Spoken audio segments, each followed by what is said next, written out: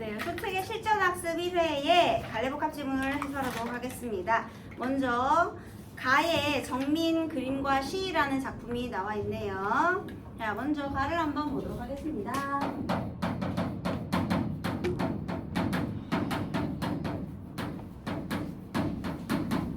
누가 봐도 제목부터 문학 이론이구만 이라는 걸 알 수가 있죠. 그래서 그림도 우리 색채와 형태로 드러내는 예술이고 시도 언어로 드러내는 예술 아니겠습니까? 그래서 이 예술의 둘의 공통점을 얘기하는 건지 차이점을 얘기하는 건지 한번 보도록 하겠습니다. 시와 그림은 전통적으로 서로 연관이 깊다. 시와 그림의 공통점에 대한 내용이구만. 시는 소리 있는 그림이요. 왜 소리가 있어요?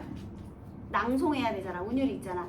그리고 이제 시각적으로 형상화하니까 소리 있는 그림이요. 그림은 소리 없는 시라는 말도 있다. 특히 한시는 경물의 묘사를 통한 정의의 포착을 중시한다. 자, 얘가요. 이제 그림과 시, 특히 시와 그림이 같은 것을 가지고 있대요. 근데 특히 시 중에서도 한시의 예를 들어주고 있는데요. 한시는요.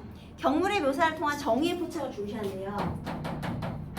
경물 묘사를 통한 정의의 포착. 얘들아, 말을 들어오기 어렵게 해놨지만 아주 간단하게 여러분 다 알고 있는 개념이에요. 한시는 정형시로서 글자 수 정해져 있죠. 행의 개수도 4의 배수로 정해져 있죠. 그 다음에 글자 끝에 오는 운율, 가군의 요소도 정해져 있죠. 그리고 반드시 대부분의 한시는 선경 후정의 구조를 드러내잖아요. 그거야. 경치와 사물을 묘사하고 감정과 의미를 전달한다. 이런 뜻이죠. 이게 바로 간단하게 말하면 우리 한시에서의 선경 후정의 구조를 이렇게 말한 거예요. 물론 선경 후정의 구조가 드러나지 않는 것도 있지만 후정이 숨어 있는 것도 있지만 대부분의 여러분이 알고 있는 99%의 한시는 선경 후정의 구조를 따르고 있다는 겁니다. 네. 자, 그 다음에 마치 화가가, 자 이제 그림하고 똑같이 비교를 해보는 거예요. 화폭위에 자신의 마음을 담아 표현하는 것과 같다. 경물은 객관적 물상에 지나지 않는다. 자, 화가가요 화폭에다가 자신의 마음을 드러내는데 화폭에 경물을 그리잖아요. 경물이 이제 경치와 사물이에요. 그런데 그건 사실 객관적인 물상이잖아요. 어떤 사물이잖아요. 그쵸? 그런데 여기에 어떻게 마음을 얻는가? 화가는 말을 할 수 없으므로 경물이 직접 말하게 하지 않으면 안 된다. 이를 사의 전신이라고 한다. 자, 그림에서 말하는 사의 전신. 이게 바로 경물로서 의미를 드러낸다라는 건데요. 말 그대로 경물을 통해 뜻을 묘사하고 정신을 전달한다. 경물을 통해 뜻을 묘사하고 정신을 전달한다. 뜻과 정신을 드러낸다. 사물을 통해 드러낸다. 이런 뜻입니다. 그 구체적인 방법이 바로 입상진의이니 입상진의 상을 세워 뜻을 전달한다 그런 뜻이겠네요. 상세한 설명 대신 형상을 세워 뜻을 전달한다. 상세한 설명을 해주는 게 아니고요. 형상을 통해 뜻을 전달한다 이렇게 되겠습니다. 이제 몇 가지 실예를 들어보기로 하자. 이제부터 구체적인 사례를 제시한대요. 송나라 휘종 황제는 그림을 몹시 좋아하는 임금이었다. 그는 곧잘 유명한 시 가운데 한두 구절을 골라 이를 화제로 내놓곤 했다. 한 번은 어지러운 산이 옛절을 감추었네 라는 제목이 출제되었다. 얘들아, 여기 화제라는 건요 그림의 주제거든요. 그림의 주제는 경물이겠니 뜻이겠니? 주제니까.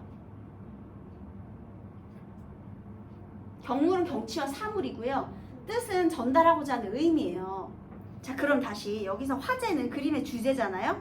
어지러운 옛절을 감추었네. 이게 의미가 되겠죠. 의미를 제시해 준 거야. 이걸 어떻게 그림으로 니네가 그릴 거냐 이렇게 설명을 해준 거야. 여러분, 어지러운 옛살이 옛절을 감추었네. 여기다가 그 네모 해보세요. 그게 이제 의미예요. 깊은 산 속에 옛절을 그리되 드러나게 그리면 안 된다. 여러분, 드러나게 그리면 안 된다. 일단 줄 쳐주십시오. 화가들은 무수한 봉우리와 계곡 그리고 구석에 보일 듯 말 듯 자리 잡은 퇴락한 절의 모습을 그리느라 여념이 없었다. 그런데 1등으로 뽑힌 그림은 화면 어디를 둘러보아도 절을 찾을 수가 없었다. 그 대신 숲속 작은 길에 중이 물동이를 지고 올라가는 장면 줄치겠습니다. 중이 물동이를 지고 올라가는 장면. 얘들아, 그게 바로 화가가 제시한 물상이죠. 그림이지. 그지? 그게 물상이 되는 거예요. 자, 그러면요, 여기에서요, 결국은 물상을 통해서요, 여기서 이 경무를 통해서요, 진의 뜻을 전달한다 라고 했잖아요. 의를 드러낸다, 뜻을 드러낸다 이거잖아요. 상을 통해서 뜻을 드러낸다. 자, 그러면 사례 1에 등장한 이 물상은요, 중이에요. 중이 물동이를 지고 올라가는 모습을 통해서 뜻은 뭘 드러낸 거예요? 아까 어지러운 산이 옛 저를 감추었네 라는 뜻을 드러냈다는 거죠. 요 그걸 통해서요. 여기 절이 직접 드러났나요? 그림에요? 아니요, 감췄잖아요. 그래서 감췄네, 딱이네. 중이 물을 기르러 나왔으니 가까운 곳 어딘가에 분명 절이 있겠는데 어지러운 산을 가려 보이지 않는다. 절을 그리라고 했는데 화자는 물 기르러 나온 중을 그렸다. 화제에서 요구하고 있는 장의 의미 줄치세요. 이 장의 의미는 숨기는 의미거든요. 아까 전에 위에서요, 선생님 줄치라고 했던 거 있었죠. 드러나게 그리면 안 된다. 그 화살표로 내리세요. 그게 장의 의미예요. 드러나게 그리면 안 된다. 그러니까 절을 드러나게 어떻게, 옛 절을 그리라고 해놓고, 그러니까 사실은 절인데 산이 절을 감추고 있는 걸 한번 그려봐라 라고 했는데 절 대신 중을 그렸다는 거죠. 그래서 이런 내용을 우리가 상상할 수 있도록 그렇게 했대요. 또 유성의 형설 총설에서 이런 얘기가 보인다. 한 번은 그림 대회에서 꽃 밟으며 돌아가니 말 밟음에 향내 나네. 이것도 메모하세요. 얘도 바로 뜻이 되겠죠. 꽃을 밟으며 돌아가니 말 밟음에 향내가 나네. 아니, 심지어 이 향내가 난다는 건 여러분 후각이잖아요. 이 후각을 그림으로 어떻게 그려야 되니? 그랬더니요, 말발굽에서 나는 꽃향기를 그림으로 그리라는 희한한 요구였다. 손대지 못하고 끙끙댈 때 한 화가의 그림은요, 달리는 말의 꽁무니로 나비떼가 뒤쫓는 그림. 자, 뭘 그린 거예요? 나비떼. 이거 굳이 문학에서 말하자면 후각의 시각화 되겠네요. 그쵸? 후각의 시각화. 자, 어쨌든 말발굽에서 향기가 나므로 나비는 꽃인 줄 오이나요? 말의 꽁무니를 따라간 것이다. 이렇게 됐네요. 그래서 여기서 나비떼가 물상에 나비떼 줄치시고요. 물상과 의미 이렇게 되는 거죠. 그래서 화가가 그리지 않고 그리는 방법, 시인이 말하지 않고 말하는 수법 사이에는 공통의 정신이 있다. 아, 이게 바로 뭐예요? 시와 그림의 공통점이죠. 둘 다 경무를 통해 이거죠. 경무를 통해 뜻과 정신을 드러낸다 이런 건데요. 구름 속을 지나가는 신룡은 머리와 꼬리만 보일 뿐 몸통은 다 보여주지 않는다. 한 글자도 덧붙이지 않았으나 풍류를 얻었다. 단지 경무를 묘사했는데도 정의가 저절로 드러난다 라고도 말한다. 요컨대 한편의 훌륭한 시는 시인의 진술을 통해서가 아니라 대상을 통한 객관적 상관물의 원리로서 독자와 소통한다. 그러니까요, 여기서 말하는 이게 시에서는요, 바로 뭐하고 똑같다? 객관적 상관물의 원리와 똑같다라는 거죠. 여러분, 객관적 상관물이 뭔데요? 대상을 통해 정서를 환기하는 거잖아요, 얘들아. 참고로 이거는 여기에는 써있지 않지만 객관적 상관물의 원리가 세 가지가 있죠, 여러분. 내가 어떤 대상을 통해서 정서를 환기할 건데 그 대상과 정서가 일치, 조응하는 게 있고요. 그 다음에 상반되는 개념이 있고요. 반대되기 때문에 내 정서가 심화되는 경우가 있고요. 하나는 매개체가 되는 경우가 있어요. 왜 우리 어떤 시인의 시에 내가 지나가다가요, 옆집에 담장 넘어 감자 삶는 냄새를 맡게 됐대요. 그런데 감자 삶는 냄새를 맡으니까 내 어린 시절 떠오른 거야. 나는 어렸을 때 감자가 제일 싫었대요. 왜냐면 너무 가난하고 식구가 많으니까 엄마가 밥에다가 감자를 같이 섞어서 감자밥을 해준 거야. 매일매일. 그래서 친구들이 나한테 맨날 너는 감자밥을 그렇게 좋아하냐, 왜 맨날 감자밥만 먹냐 해서 나는 그 감자의 동글동글한 것만 봐도 막 공포스러울 정도로 그렇게 싫었는데요. 나중에 보니까 엄마는 심지어 그것도 여유롭게 먹지 못하시고 우리가 남긴 밥만 먹으셨대요. 그래서 감자에서 촉발된 그 냄새가 내 유년 시절 떠오르게 하고 결국에는 엄마에 대한 그리움까지 떠오르게 했거든요. 그러면 내가 드러내고 싶은 정서는 엄마에 대한 그리움이야. 그런데 무엇을 통해서 그 그리움이 환기됐어요? 감자 삶는 냄새를 통해서. 그래서 매개체가 되는 객관적 상관물도 있어요, 여러분. 객관적 상관물이 일치하는 것, 그 다음에 나랑 반대되는 것, 그리고 매개체가 되는 것, 이렇게 있습니다. 자, 어쨌든 객관적 상관문의 원리로서 사물을 통해서 정서를 환기할 수 있다는 거죠. 시인은 하고 싶은 말을 직접 건네는 대신 대상 속에 응축시켜 전달한다. 이거죠? 이게 이거랑 똑같은 거예요. 입상진이 그 다음에 사의전신 같은 겁니다. 그 다음에 산은 끊어져도 봉우리는 이어진다. 지금 눈앞에 구름 위로 삐쭉 솟은 봉우리의 끝만 보인다 해서 아래 봉우리가 없어지는 것이 아니다. 다만 가려져 보이지 않을 뿐이다. 시 속에서 말이 끊어져도 뜻은 이어진다. 시인이 말하고 있는 것은 구름 위에 솟은 봉우리의 끝뿐이지만 그것이 결코 전부 아니다. 시인이 진정으로 하고 싶은 말은 구름 안에 감춰져 있으니 어떻게 하라는 거예요? 숨겨진 의미를 파악하는 것이 중요하다. 이렇게 되겠네요. 자, 이제 작품을 정해봅시다. 이달. 이달이라는 사람이 시를 굉장히 잘 썼어요. 이거 누가 봐도 한시네요. 우리랑 인훈 스님에게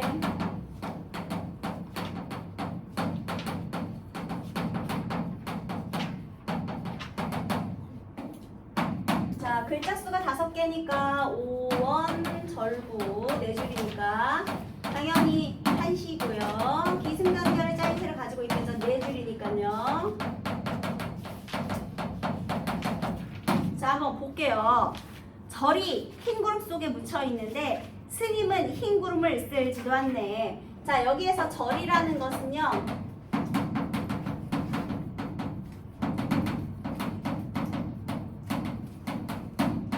공간적 배경으로서 속세와 단절된 공간이 보통 절이죠. 그쵸? 그 다음에 스님은 흰 구름을 쓰지도 않는데요. 여기에 있는 흰 구름은요. 2가지의 의미가 있어요.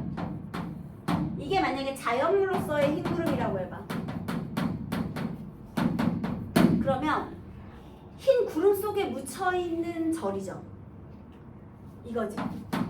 속세와 단절된 공간으로서의 절을 조금 더 강조해 주는 거죠. 그만큼 속세로부터 거리가 멀리 떨어졌다는 거잖아요. 그죠?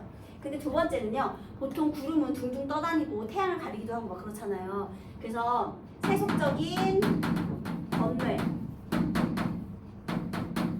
뭐 유혹 이런 걸로도 볼 수가 있거든요. 그러면 그 구름을 쐬지도 않는다라는 건 이렇게 본다면 얘는 뭐예요? 스님이 세속적 번뇌에 전혀 흔들리지 않는다라는 거죠. 그쵸? 신경도 안 쓴다는 거잖아요. 있거나 말거나. 그쵸? 그래서 네. 스님의 수양 태도. 그러니까 전혀 신경 세속에 신경을 전혀 쓰지 않는다라는 거죠. 그러니까 스님이 지금 약간 속세에서 벗어난 인물이다 이렇게. 여기는 스님의 초점이 되고 여기는 공간의 초점이 되겠죠. 그래서 중의적인 의미로 다 해석이 가능합니다. 그래서 스님이 쓰지도 않았대요. 그런데 이 스님이 어떻게 했느냐면요. 손님이 와서야 비로소 문이 열리니 여기서 손님이 와서 문을 열고 보니 원래 그 전까지 문을 열 필요가 없었던 거거든요. 왜냐면 나는 세속적인 거에 전혀 관심이 없으니까 나 말고 다른 건 관심이 없으니까. 근데 이제 손님이 와서 어쩔 수 없이 문을 열어야 돼요. 문을 열었더니 온 골짜기에 송화꽃이 벌써 쇠었네. 송화꽃이 벌써 쇠었네. 이건 무슨 소리냐면요. 여러분 송화꽃을 여러분들이 좀 이해하기 어렵다면 벚꽃으로 한번 생각해 보세요. 내가 분명히 수양을 하고 있었는데 그냥 문을 열어보니 어머 벌써 봄이 끝났네 이렇게 되는 거거든요. 다시 송화꽃이 벌써 새었네. 이거는 봄의 마무리. 봄이 끝나간다는 거예요. 시간의 경과. 자, 그러면 여러분 이 한시에서 도대체 경물을 통한 정의는 어떻게 드러나고 있는지 한번 보도록 하겠습니다. 여기에서의 경물은 뭐예요? 속세의 절과 그 다음에 송화꽃이 다 쇠한 거죠. 흰구름 이것들이 전부 경물이잖아요. 그쵸? 특히 송화꽃이 쇠한 이런 것들. 자, 그럼 경물을 통한 정의 뭘까요? 스님이 어떤 삶을 드러내는 거예요? 스님이 내가 수양하느라고 봄이 지나간 것도 몰랐다는 거거든요. 그리고 이제 손님이 와서 문을 열고 아이고 벌써 시간이 이렇게 됐나? 수양하느라 시간이 가는 것도 몰랐던 거야. 그러니까 이게 바로 스님의 탈속적 경지를 형상화한 거죠. 이 경물들을 통해서 드러내고자 하는 정의는 바로 바로 요 절에 있는 스님의 탈속적 경지가 되겠고 이것이 바로 주제의식 되겠습니다. 근데 여기서 또 특이한 게 있어요. 내용을 보니까요. 선생님이 한시는 선경 후정으로 되어 있다라고 했는데요. 여러분 얘는 지금 숨어져 있죠. 겉으로 드러난 건 얘만 드러나 있고 지금 얘는 숨겨져 있지. 그래서 얘는요. 선경 후정이 아니고 경치 묘사 중심, 경물 묘사 중심.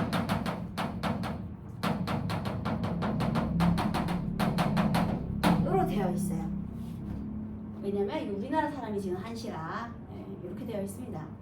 그래서 이렇게 경물 묘사 중심으로 정서를 숨겼죠. 자, 여러분이 알고 있는 바로 그 정철 여기다가 적을게요.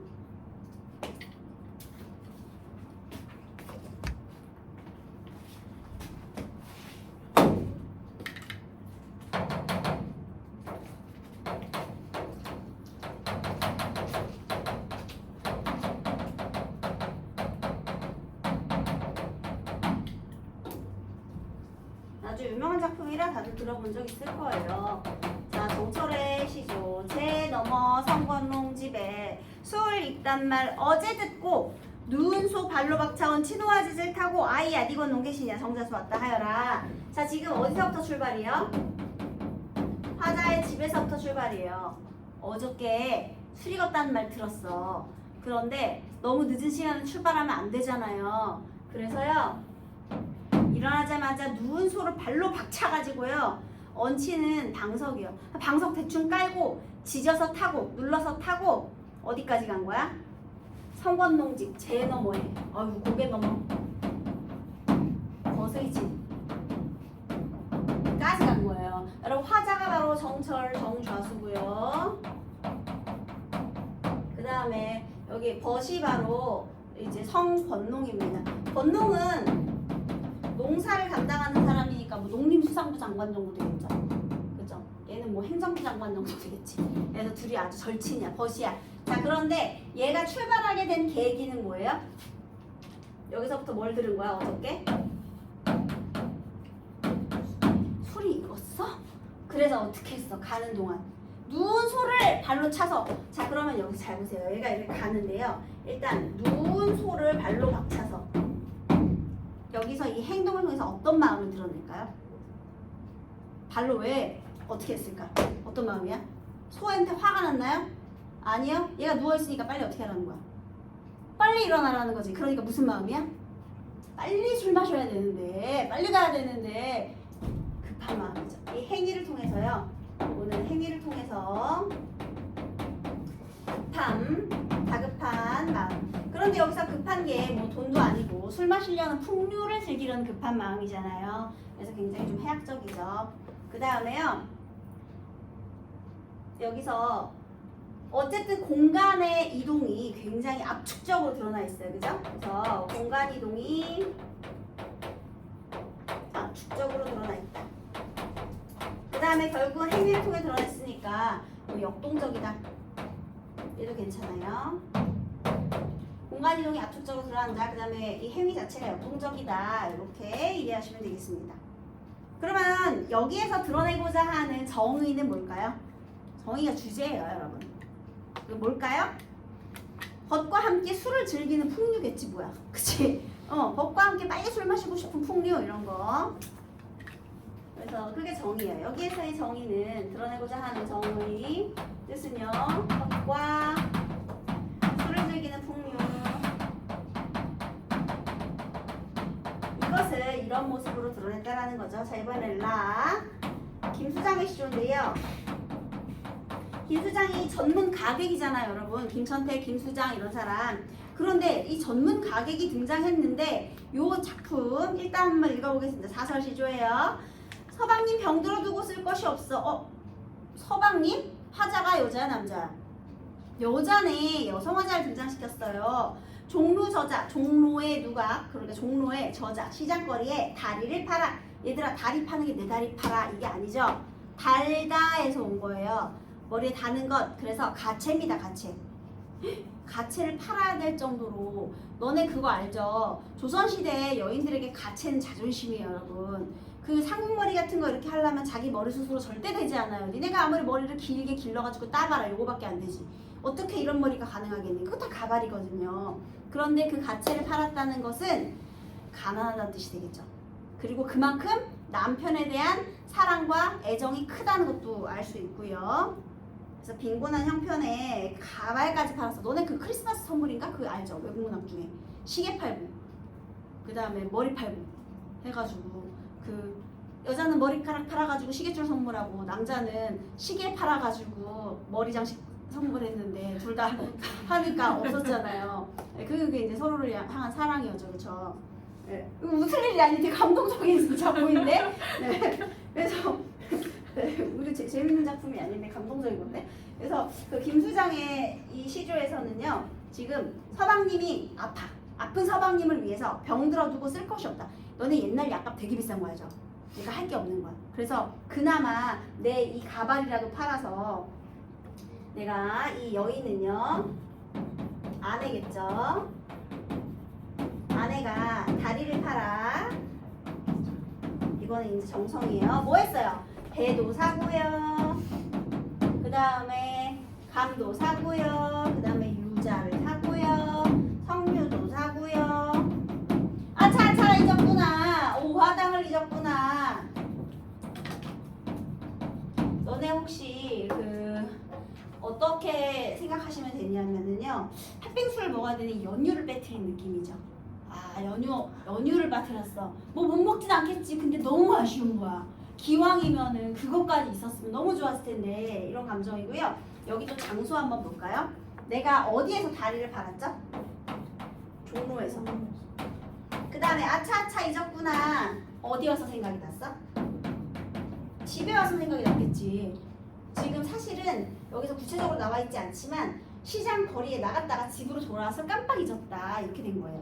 여기서도요, 막 이동하는 과정이 어때요? 압축적으로 제시되어 있는 거죠. 그 다음에 오화당은 뭐냐면요, 사실 사탕인데요. 너네 막 제사상 같은 거에 올라오는 이런 사탕 본 적 있지 않아? 이렇게 약간 이렇게 여기 빨그스름하게 막 이렇게 있는 색깔 5개 있는 거? 그런 사탕이에요. 그래서 이걸로 단맛을 내는, 그거 설탕 뭉쳐가지고 만드는 거니까 뭐 팥빙수에 연유 같은 역할을 한다 이렇게 생각하시면 되겠습니다. 수박에 술을 꽂아놓고, 술이 숟가락이거든요. 그럼 이것들을 이용해서 얘가 만들려는 건 뭐였냐면 수박 화채예요.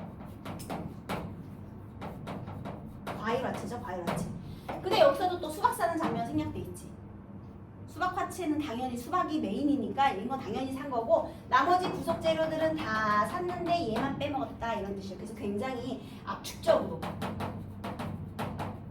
시상을 전개하고 있고요. 결국에는 여기서 수박에 숟가락 꽂고 다 완성이 됐는데 이거 빼먹이 생각이 난 거죠. 그래서 너무 안타깝다, 아쉬워한다. 그래서 마지막에는 이걸 빼먹었기 때문에 아쉽다, 아쉬움을 드러냈어요. 이걸 통해서 드러내고자 하는 정의는 뭘까요, 여러분? 남편을 위한 아내의, 병든 남편을 위한 아내의 사랑과 정성. 결국은 자기 가발까지 팔아가지고 이렇게 정성을 다하는 모습. 그래서 그거라도 하나 더 살걸 안타까워하는 모습을 드러내고 있습니다.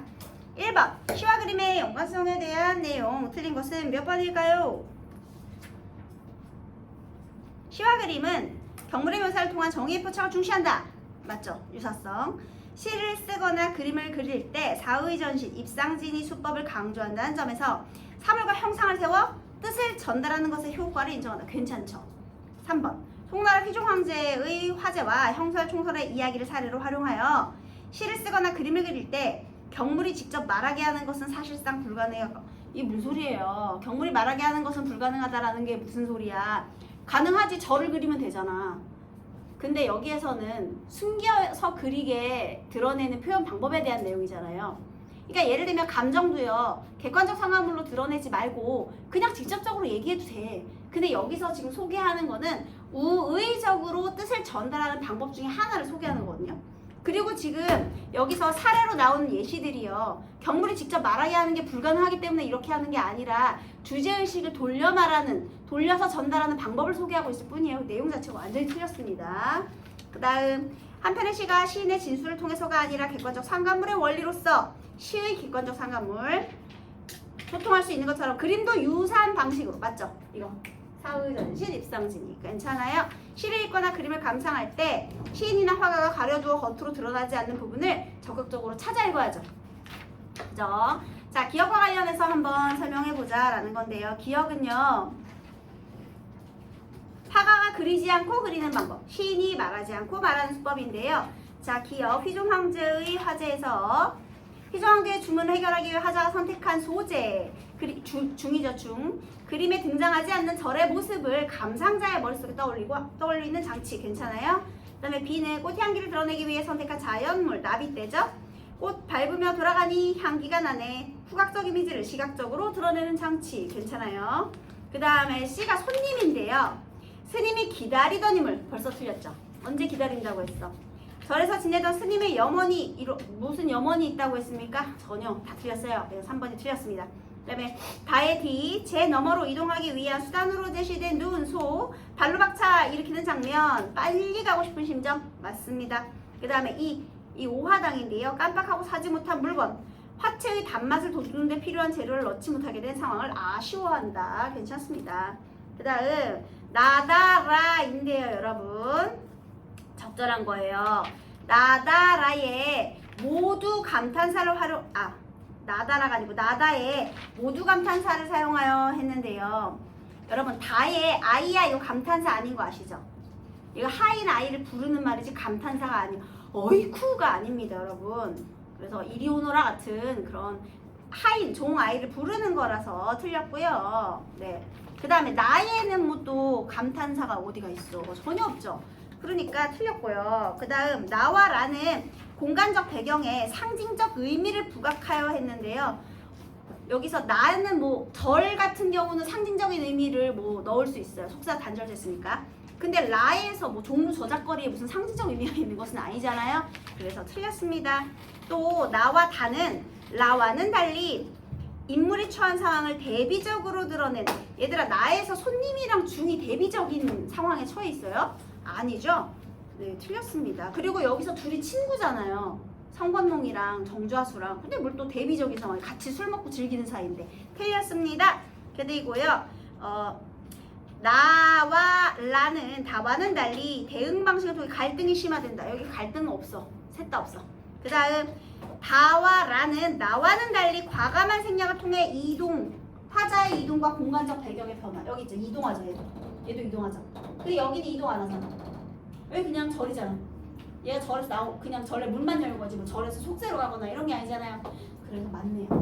정답은 이동했기 때문에 정답은 5번입니다. 4번 나는 기승전결의 구성을 따른 5원 절구인데요. 기, 흰 구름 속에 묻혀있는 깊은 산속의 절. 승, 흰 구름을 쓸지 않는 스님의 상황. 특히 흰 구름은 신비로운 분위기를 자아내기도 하고 속세의 번뇌와 잡념을 상징하기도 해서 중의적인 해석이 가능해요. 어떻게 중의적인 해석? 이렇게 다 가능합니다. 그 다음에 전구, 손님이 올 때까지 절에 문이 계속 닫혀 있었고 문이 닫혀 있는 동안 스님이 절 안에서 뭘 했을지 상상을 해야 되는데요. 결, 송화꽃이 벌써 새었다. 어느새 봄이 끝났다. 그래서 무슨 정서를 드러내는 것이냐 물어보고 있습니다. 1번 시인이 주목한 절은 스님이 밖에 나오지 않고 수양에 매진하여 그러내는 곳 맞죠? 손님이 올 때까지 시간이 가는 것도 몰랐잖아. 그 다음에 절이 흰 구름 속에 묻혀있는 상황은 깊은 산 속에 있어서 속세와 거리가 멀다. 괜찮고요. 2번, 3번이 중의적인 해석이 가능한 거죠. 스님이 흰 구름을 따로 쓸지도 않는 상황은 스님이 속세의 번뇌와 잡념에 얽매이지 않는 인물이다. 괜찮아요. 그래서 둘 다 중의적으로 해석이 가능합니다. 문이 열리니 스님이 온 골짜기의 모습을 확인하는 기회로 스님이 이제 문이 열려서 스님이 모든 골짜기의 모습을 확인하는 기회다. 얘는 괜찮아요. 문 열고 확인을 하게 됐는데요. 단절된 공간에서 지내던 스님이 시비로 가득 찬 세상을 마주하게 되었다. 어머, 틀렸습니다. 그냥 시간의 경과를 알게 되었을 뿐이에요. 그래서 4번 틀렸고 송화꽃이 벌써 새었네. 절에 있는 동안 봄이라는 계절은 지나가 버렸다. 구도의 시간이 오래되었다. 이렇게 되겠네요.